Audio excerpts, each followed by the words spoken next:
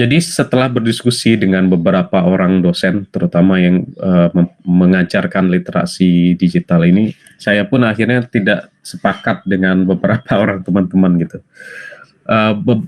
Beberapa orang dosen, baik bapak dosen maupun dosen ibu dosen yang lain itu mereka tetap menggunakan kitab yang kemudian beberapa kitab turos dan mengambil cuplikan dari bab-bab yang ada untuk diajarkan. Tapi kemudian pertanyaan saya masih sama waktu itu. Uh, oh ya, siap Pak Kosma sedang ada kegiatan. Ya. Oh ya, mangga Pak. Siapa ini? Pak Anim, ya, Pak Anim ya.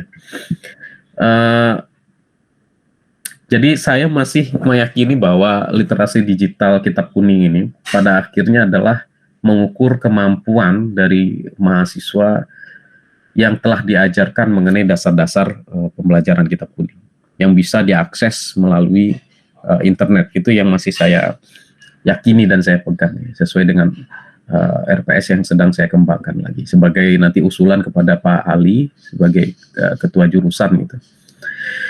Jadi nanti Bapak Ibu, materi yang tersisa ini saya akan membahas mengenai klaster dari kitab-kitab kuning yang penting-penting saja. Kemarin sudah saya share di portal itu terkait kitab kuning yang membahas ilmu tauhid ya, atau ilmu akidah. Ya, ada Aqidatul Awam, kemudian ada juga beberapa kitab lain, ada 4 kalau nggak salah itu. Yang nanti 3 materi lainnya juga akan berkaitan dengan clustering itu. Ada nanti pembahasan tentang kitab tentang adab, kemudian juga pembahasan kitab tentang disiplin-disiplin yang saya rasa perlu untuk dipahami atau perlu untuk dilihat, dibahas oleh Bapak Ibu mahasiswa semua. Nah, kemudian mengenai kelanjutannya bagaimana Pak? Itu untuk tugas, saya rasa saya cukupkan saja tugasnya ya. Tugas yang sempat dilaksanakan ya. Kalaupun nanti ya mangga Bu Sarah. Kalaupun nanti ada tugas lainnya itu tugas yang nanti akan dilanjutkan penyempurnaannya untuk UAS gitu aja. Jadi nanti untuk tugas mandiri dan tugas terstrukturnya ya turi dan tuturnya itu nanti sudah ada tugasnya. Nah, berkenan dengan UAS Bapak Ibu atau ujian akhir semester kita, saya masih ingin mengajak Bapak Ibu untuk membuat suatu karya gitu. Ya, suatu karya berupa penerjemahan dari, berarti kalau satu kelas itu satu kitab aja gitu. Tadi saya lihat, tapi sebenarnya satu kitab itu terlalu sedikit Bapak Ibu. Ya, jadi saya sudah lihat tadi tuh sebentar. Kitab Al-Adab wal Maru'ah itu cuma 38 halaman. 38 halaman itu satu halamannya cuma mungkin setengah setengah halaman gitu loh, setengah halaman A4 atau mungkin seperempat halaman A4. Jadi kalau dihitung-hitung dengan A4 itu ya sekitar 15 halaman gitu. Dan saya pikir, aduh kenapa sedikit sekali ya. Cuman kalau saya lebihkan misalnya 2 kitab untuk satu kelas juga takutnya memberatkan gitu. Nah sebentar saya akan perlihatkan ya tadi itu kitabnya. Mana ya? Tabasamilah.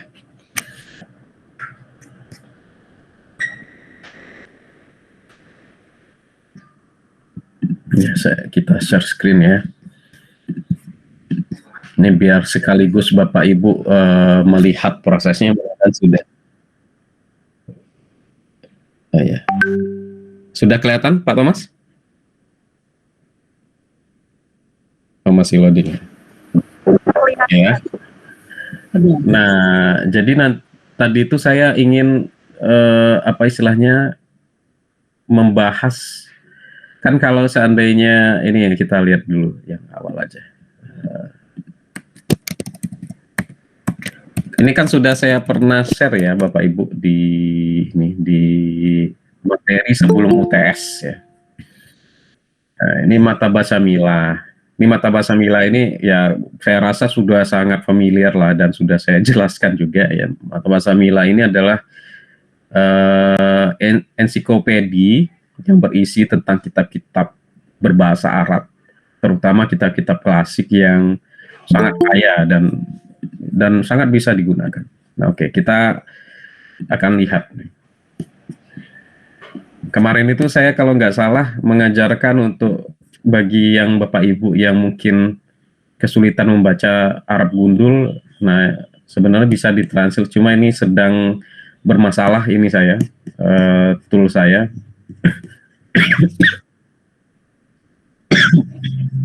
Oke, jadi di sini ada bahtu fil maktabah ya. Ini maksudnya itu mencari di perpustakaan ini.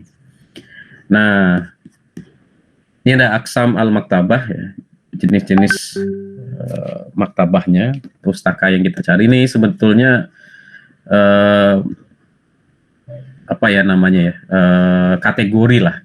Pertama ada akidah, kemudian ada al-furu, kemudian tafsir segala macam. Nah, yang paling cocok untuk para pemula biasanya atau yang paling mungkin disenangi oleh hampir semua orang adalah kajian, misalkan di sini tadi tuh saya contohin adab misalkan ya. Ya. Nah, ini adab. Nah, kemudian saya waktu itu mau memperlihatkan Syekh Soleh bin Jinah ya. Nah, ini tahun terbitnya ya, atau 1996 ini, 1992 sorry. Dari terbitnya 6 ya, karena terpengaruh biasanya. Duanya orang Arab itu kan begitu kan. Oke. Nah, ini kan fihrisnya atau fahrosnya atau daftar isinya. Nah, saya tadi itu sudah sempat melihat-lihat ya. Lihat-lihat di sampai akhir. Ini tentang hasad. Nah, ini sudah safhah yang terakhir ini 38. Ya, dan itu isinya sudah syair ya, syair-syair yang digunakan untuk penutup. Nah, 37, 36. Jadi segini aja Bapak Ibu. Ya. Ini tuh tadi sudah saya kopikan, kemudian saya masukkan ke Word itu sekitar seperempat. Nanti akan saya coba carikan lagi ya buku-buku yang mungkin agak lebih panjang sedikit, sehingga nanti Bapak Ibu dalam apa istilahnya dalam menerjemahkan yang saya rasa akan menjadi tugas terakhir kita gitu ya. Dan ini sangat gampang. Kalau saya pernah cerita kepada Pak Thomas itu waktu beliau nelpon saya itu, ini sangat gampang sekali untuk zaman sekarang itu. Ini tinggal di bold gini, kemudian di copy, lalu masuk ke Google Translate. Ini Arabic, atau masuk ini aja lah. Kita ke Google Translate. Nah, udah jadi gitu. Jadi saya itu waktu itu hendak berkata-kata ke Pak, bahkan kalau saya menggunakan yang fitur langsung translate itu Bapak Ibu membaca kitab ini, membaca kitab yang ini tadi tuh, kalau yang saya sudah pernah share di materi kita. Nah, ini ya. Oh, ini ada ini. Nggak rusak berarti. Oh, mati memang. Ya nggak apa-apa lah. Ini mungkin saya belum update ya Chrome-nya. Itu langsung di sini itu Bapak Ibu bisa membaca seperti membaca buku bahasa Indonesia ya. Walaupun permasalahannya adalah bahasa Arab yang digunakan, karena dia mungkin bahkan ada yang di abad 17, abad 15 gitu ya, atau lebih tua lagi, itu memang berbeda dengan bahasa Arab modern. Ya. Akan tetapi secara umum itu artinya akan ya nggak jauh beda lah. Jadi maksud saya adalah menerjemah buku ini nanti lalu susahnya di mana, Pak? Gitu misalkan Pak Andri. Ya susahnya atau Pak halangannya itu adalah di waktu editing.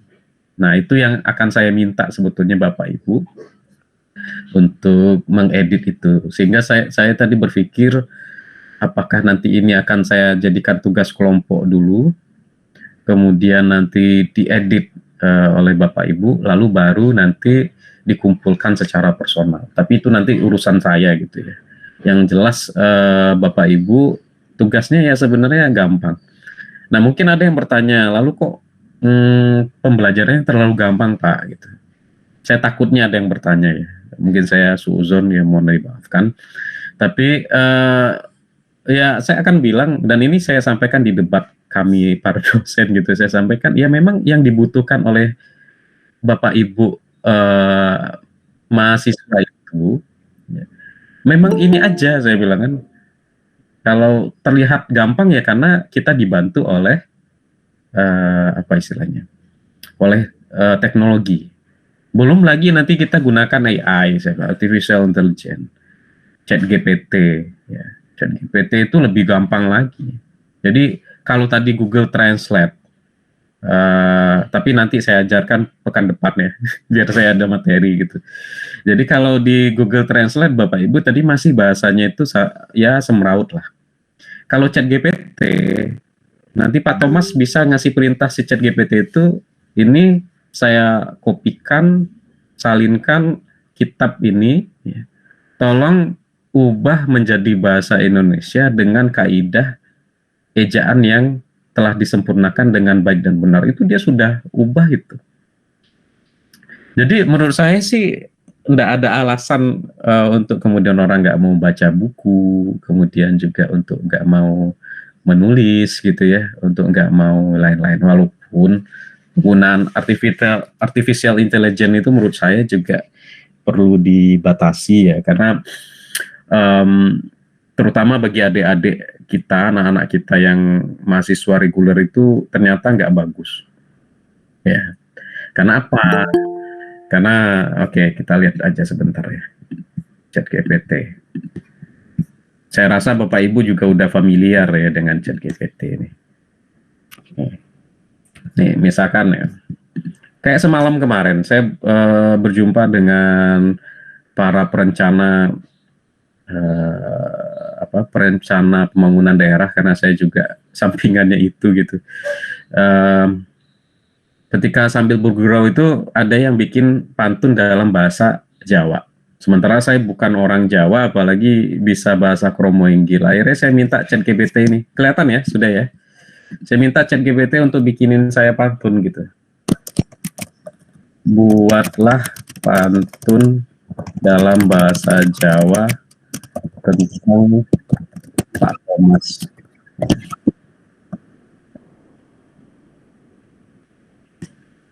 Nah, udah dia bikin. Layang-layang mabur ing awang-awang, seneng rasane dolanan nan lapangan Pak Thomas guru sing ora alang-alang, mulang kawruh kanthi sepenuh panggawean. Nah, gitu.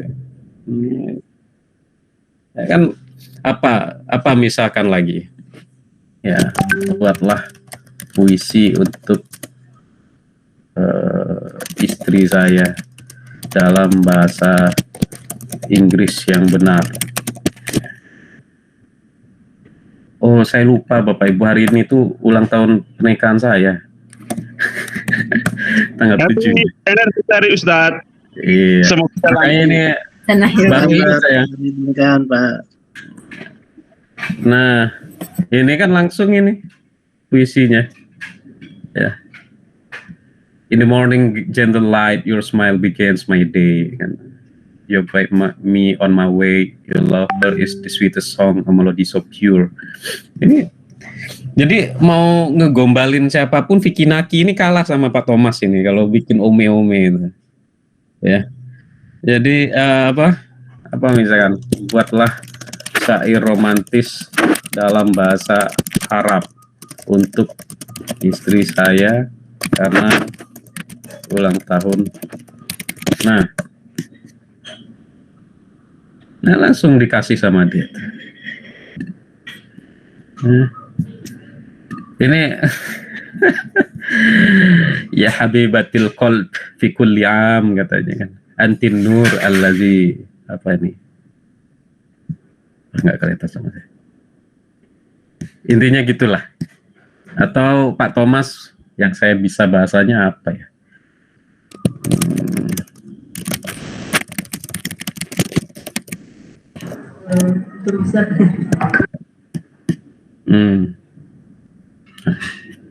Kan du unsung lekhreh kan ain apa ini katanya tadi ain Hellerston. Ini artinya ada di bawah, you our teacher a bright star kan, will gladly show us the way. Ya kan? Luar biasa. Jadi maksud saya itu adalah untuk kitabnya nanti pekan depan ya, biar saya masih ada materi gitu. Tapi yang saya ingin sampaikan kepada Bapak Ibu semua, ternyata saat sekarang ini tuh hal-hal umum, hal-hal mendasar seperti ini tuh bukan lagi hal yang luar biasa gitu. Kalau untuk mengajarkan kepada adik-adik mahasiswa reguler itu biasanya saya mengatakan, coba sekarang saya tanya, misalnya saya minta review buku, ya, review buku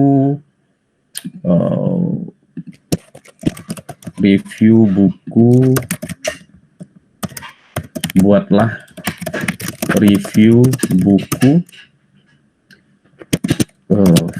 sejarah filsafat barat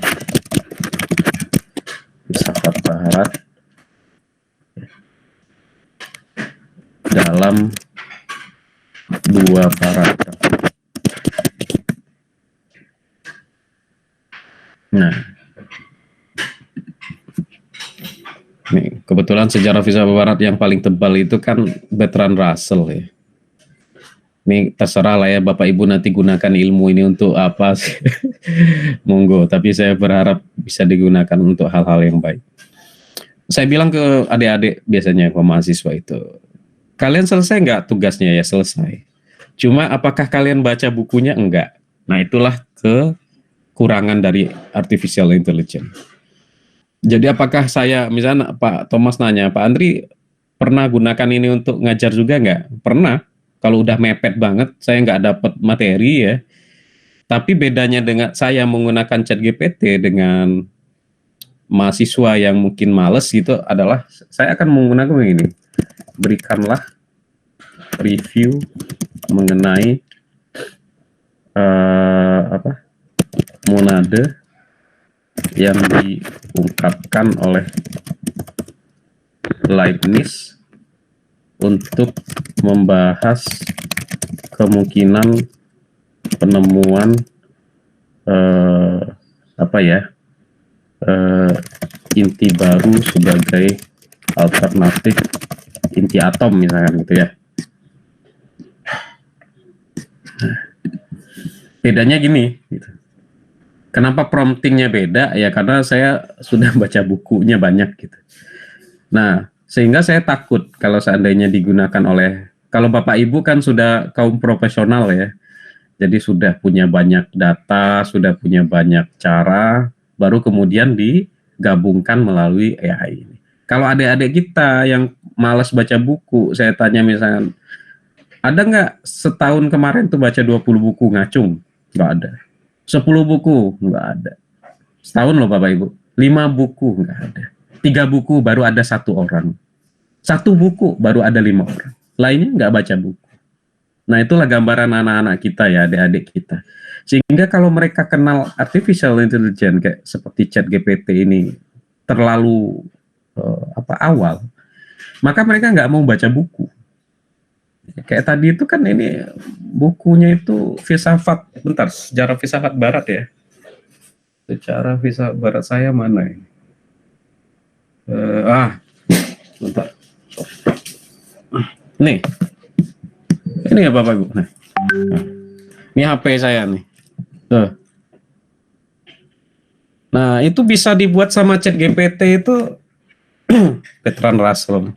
Ini buku kitab wajibnya orang-orang filsafat. Itu kalau mereka pakai chat GPT itu bisa dihidupkan chat GPT-nya selama 2 jam aja. Itu udah bisa meringkas ini. Apalagi pakai yang berbayar. Maka saya takut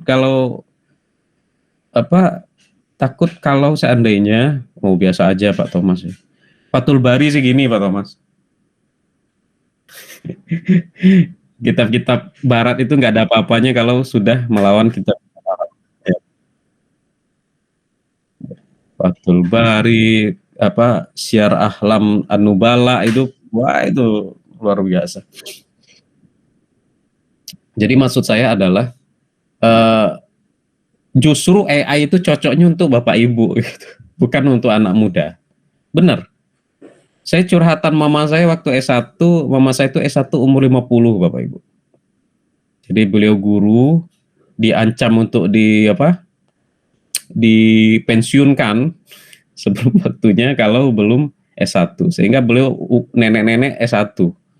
Itu katanya luar biasa, ketemu dosen itu. Saya kan dosen, anaknya dosen. Jadi ketika dengar cerita itu pengen saya datangi dosen, saya marah-marahin gitu. Jadi ditemui susah, dibawain. Bayangkan loh Bapak Ibu, ibu saya, mama saya itu. Karena saya tahu mama saya itu baik, bukan hanya karena mama saya aja. Bawain kue bolu dari kampung saya itu ke UNP di Padang itu 4 jam perjalanan naik mobil. Datang itu nggak disambut, datang ke rumah janjian katanya masih di kantor, tapi mobilnya ada, anaknya ada, itu nggak disambut, nunggu itu di warung depan rumah dosennya itu. Saya itu naik darah saya itu, ini kok dosen kayak gini sekali, pengen saya samperin itu UNP itu. Ya sorry ya kalau ada yang UNP. Itu karena saya perasaan jadi dosen tuh nggak pernah kayak gitu. Ya. Malah mahasiswanya yang janjian jam 11 datangnya jam 1 itu ada. Saya tungguin itu di kantor. Ini orang tua datang jauh-jauh, wah luar biasa. Sehingga nggak mau, mama saya itu nggak mau, mama nggak mau lagi S1. Maksudnya nggak mau lagi kuliah. Karena capek, luar biasa. Ya, maksud saya adalah andai AI ini sudah ada di zaman mama saya itu S1 itu akan sangat membantu. Saya akan suruh adik saya atau saya sendiri untuk ngerjakan skripsi mama itu. Nggak usah bolak-balik ke perpustakaan dan segala macam. Karena apa? Karena ya itu tadi, ilmu itu sudah ada di beliau, ngajar sudah puluhan tahun, dari tahun 84 mama saya itu ngajar. Jadi saya rasa ilmunya nggak kurang-kurang lah, tapi kurang ijazah, ya, ijazah S1-nya. Waktu saya masih ingat itu, saya masih SD, mama itu jadi sarjana mudanya. Ya. Jadi D3 ya, D3 apa D4 itu, D3 kayaknya dulu itu mama itu. Saya masih SD. Jadi saya pikir Bapak Ibu juga nggak usah diribetkan oleh hal-hal kayak gini menurut saya. Tapi saya harus tetap ngasih sesuatu. Nah, yang saya mau kasih itu adalah ya seperti ini gitu. Artificial intelligence, karena nanti habis ini Bapak Ibu kan sudah mulai nanti tahun akhir akan direpotkan itu dengan skripsi. Dan kami sebagai perguruan tinggi, apalagi kita, alhamdulillah selamat untuk kita semua ya, sudah jadi UIN SSC akhirnya.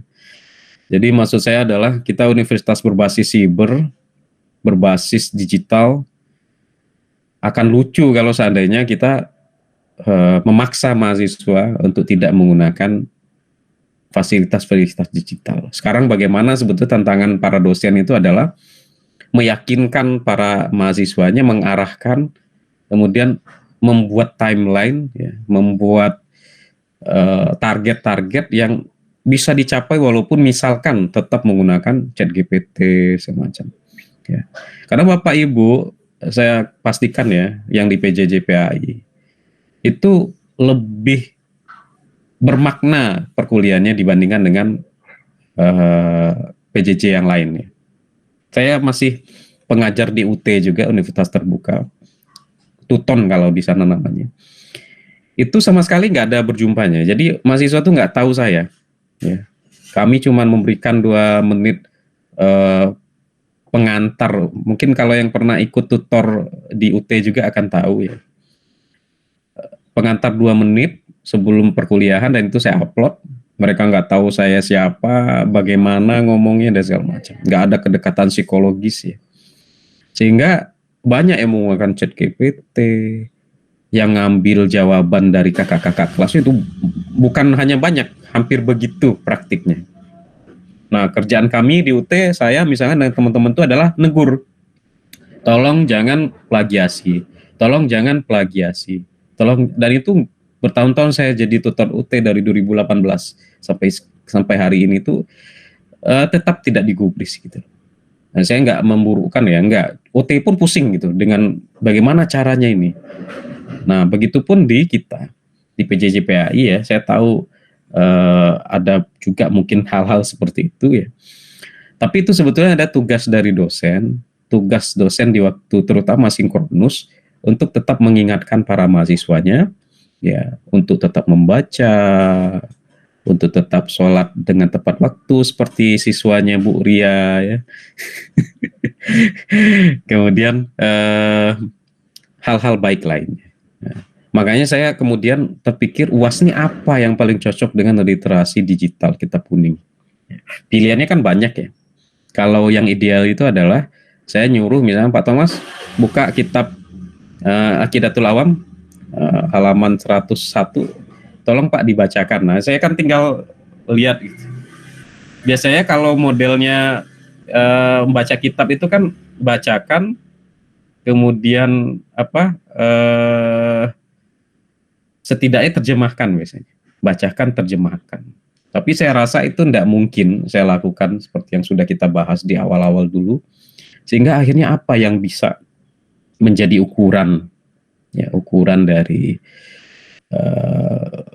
istilahnya asesmen ini. Karena saya orang filsafat Bapak Ibu, ini beda ya memang. Kalau orang pendidikan murni itu mereka punya ukuran tuh dari awal. Ukurannya, kemudian menggunakan istilahnya belum ya. Kemudian dijelaskan ini tuh masuknya C berapa gitu, C1K, C4K, evaluasi. Kalau bagi orang filsafat tuh lebih ke pertanyaan apa gitu. Kalau apa itu kan di dalam taksonomi Bloom itu kan C1 itu untuk recalling data. Tapi bagi orang filsafat tuh pertanyaan paling penting. Apa itu kebaikan? Apa itu kesabaran? Apa itu kematian misalnya? Karena paling sulit untuk dijawab. Apa itu kebahagiaan? Apakah bahagia itu artinya orang tersenyum? Tapi kok ada yang bahagia tapi menangis? Nah, itu kajian filsafat itu. Kalau saya dosen ini biasanya gitu. Apa itu warna putih? Apa itu warna putih Pak Thomas? Apa itu warna hitam? Sementara orang yakin, misalnya kayak mahasiswa saya biasanya, ini warna apa? Saya bilang, pink Pak. Oke. Ini warna apa? Hitam Pak. Ada nggak yang nggak tahu ini warna apa? Yakin ini warna hitam? Aku yakin, iya. Ya sudah. Sekarang apa itu warna hitam? Itu nggak bisa jawab. Ada nggak Bapak Ibu yang bisa jawab apa itu warna hitam, warna putih, apa itu warna hijau, apa itu warna biru, apa itu warna merah muda? Nggak ada yang bisa jawab. Ya, karena apa itu adalah, makanya di dalam bahasa Arab itu ma ya. Nah, itu pertanyaan filosofis gitu. Makanya kalau kita ingat itu pertanyaan dalam kubur konon katanya bukan man robbuka, ma robbuka. Jadi ada kemungkinan bahwa Tuhan itu bagi seseorang itu bukan siapa gitu. Tapi apa? Bisa deh harta itu. Yang ditanyakan bukan otak kita yang ini ya, tapi yang ditanya adalah kesadaran kita. Ya, ini jadi masuk mana ini ilmu tauhid nih. Tapi intinya saya ingin sampaikan kepada Bapak Ibu bahwa nanti ujian akhir semester kita adalah, rencana saya itu masih yang tadi, tugas yang akan saya berikan minggu depan sebagai tugas kelompok itu nanti juga akan menjadi tugas ujian akhir semester kita dengan bentuk yang telah disempurnakan, dan semoga saja 1 bulan atau 2 bulan setelah itu buku terjemahan dari Bapak Ibu itu sudah saya uruskan ISBN-nya, Ya, karena kebetulan saya punya penerbit juga, jadi saya uruskan ISBN-nya. Nanti masalah mau kita cetak atau kita jadikan e-book itu masalah selanjutnya. Yang jelas tetap ada yang akan saya cetak sebanyak 3 buah minimal, karena saya harus kasih ke Perpusnas dan Perpusda, dan mungkin saya cetak tambahan entah 2 atau berapa saya kasih ke perpustakaan kampus kita dan prodi PJJ PAI, sehingga nanti ada membantu juga Pak Ali ketika akreditasi, sehingga nanti ketika Bapak Ibu tamat itu sudah terakreditasi misalkan minimal B, sehingga apapun misalkan masih ada yang belum ASN itu bisa menggunakan ijazahnya untuk ASN, entah itu P3K atau PNS misalkan, atau untuk hal-hal lain, misalnya mau S2 tapi menggunakan PAI misalkan. Nah, itu juga sudah akan lebih gampang. Itu pikiran-pikiran saya seperti itu, simple sekali, gampang sekali, tapi kadang berat untuk dilakukan. Tapi saya tetap berharap ada karya, ada pengikat tanda tali rasa lah ya, dari pertemuan kita di semester ini. Mungkin itu yang ingin saya sampaikan ya, karena tinggal 8 menit lagi ya. Saya mengadakan kelas ini memang ingin berjumpa ya, karena kalau sudah lama sekali nanti takut wajahnya lupa gitu. Dan saya berterima kasih juga pada Bapak Ibu, kemarin berapa kali sempat nggak masuk hari Jumatnya karena saya sedang menyelesaikan tugas akhir, dan terima kasih atas bantuannya Bapak Ibu, akhirnya perjalanan studi saya selesai juga gitu. Alhamdulillah gitu ya. Jadi sudah wisuda kemarin bulan April, itu sudah wisuda saya di UGM. Dan waktu yudisium tuh saya bikin malu kan, ternyata gabung sama adik-adik S1 S2 yang lain tuh 4 tahun berapa bulan gitu, 3 tahun berapa bulan, saya tuh 8 tahun gitu. 7 tahun hampir 8 tahun, itu memalukan sekali sebetulnya ya. Tapi untung nilainya cuma dikurangi sedikit ya, jadi masih dengan bahasanya di bawah kumlot. Kalau kumlot nggak mungkin Bapak Ibu, sebenarnya kumlot, cuman karena sudah lebih dari 5 tahun jadi nggak bisa, jadi sangat memuaskan ya, alhamdulillah. Jadi entah boleh atau tidak, mudah-mudahan bisa menjadi inspirasi gitu kepada Bapak Ibu.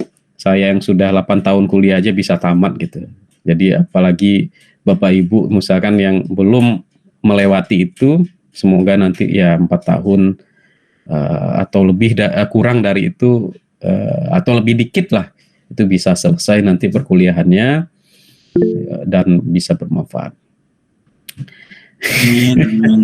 Terima kasih Pak Asdin ya.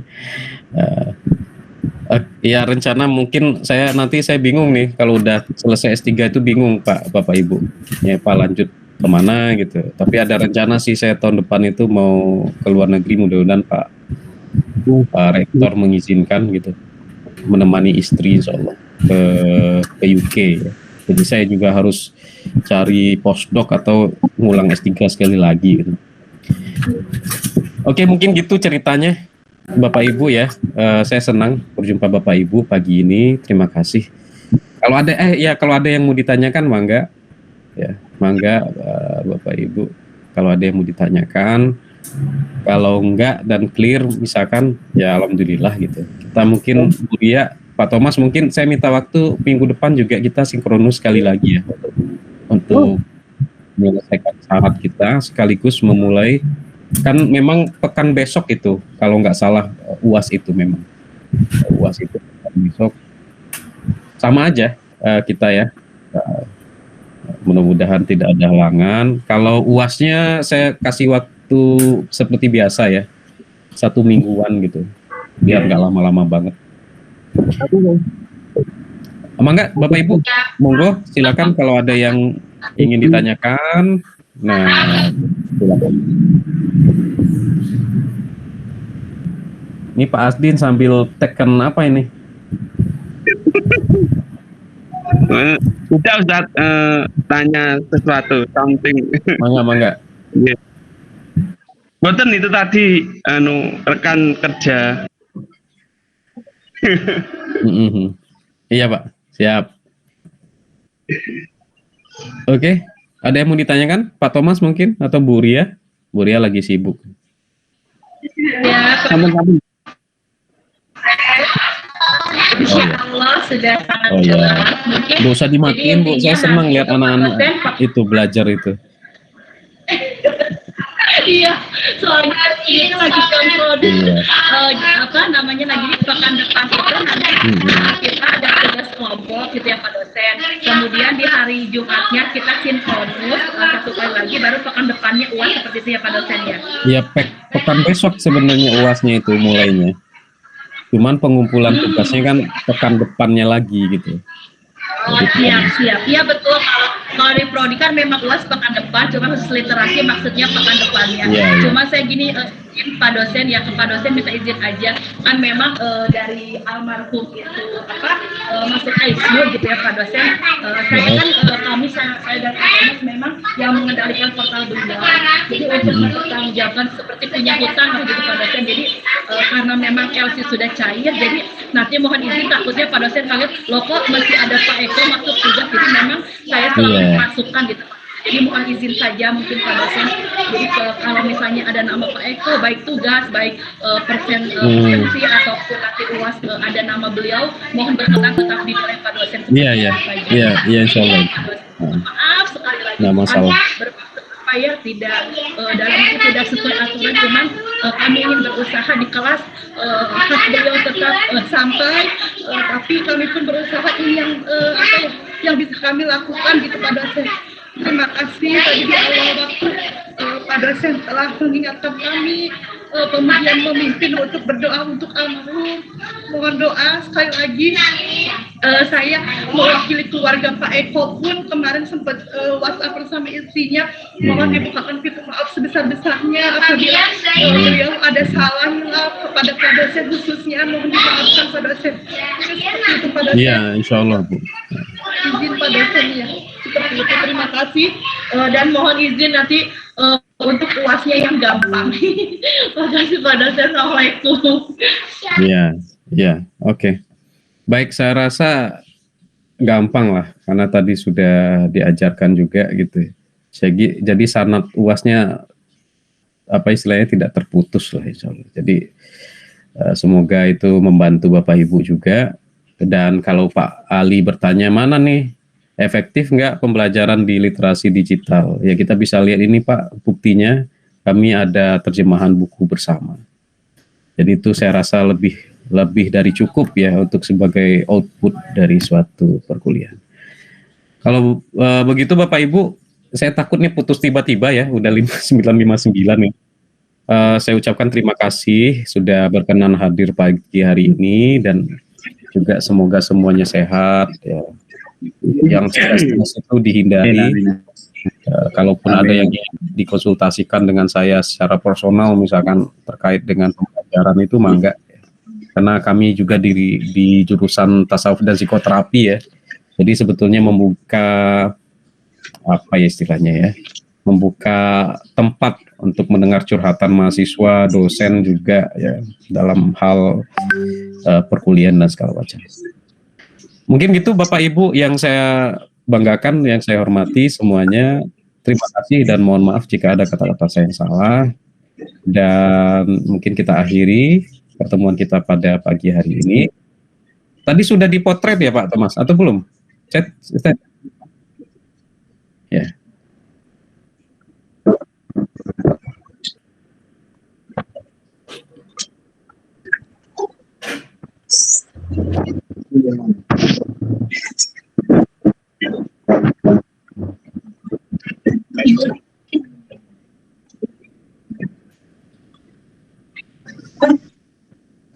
Oke, baik.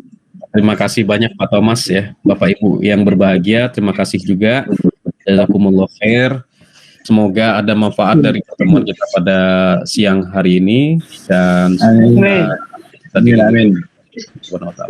Baik, mungkin demikian saya tutup pertemuan kita. Ya, siap-siap untuk minggu depan. Kalau ada usulan kitab ya mangga ya dari Pak Thomas dan Bapak Ibu. Kami ini aja Pak, tadi itu kok ketipisan misalnya. Jadi enggak apa-apa, nanti kita. Nah, oke ya.